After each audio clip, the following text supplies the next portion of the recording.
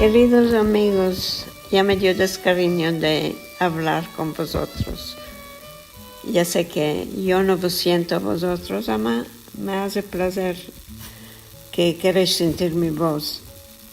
En todo caso, no vos conté ainda nada de lo que pasó en New York en el Día del Ladino, que fue el 3 de febrero.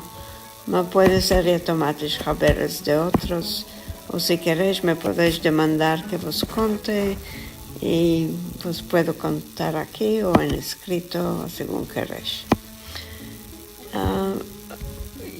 Ya sabéis que hay mucho tiempo que no vos hablo porque me dijeron que mi voz no estaba saliendo buena. Ahora estoy probando con mi iPad a ver si me está saliendo mejor la voz.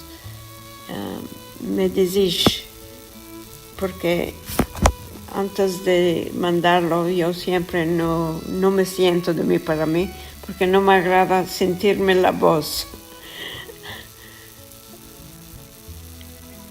Por esto quiero solo saludaros esta vez y esperar que todo va a salir bueno, me vaya a sentir bueno y espero que todos estéis en buena salud y os quiero mucho bien a todos.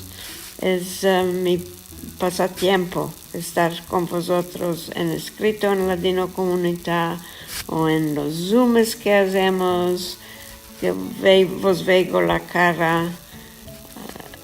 Según es, estoy muy alegre y contenta que vos tengo en mi vida. Días buenos a todos.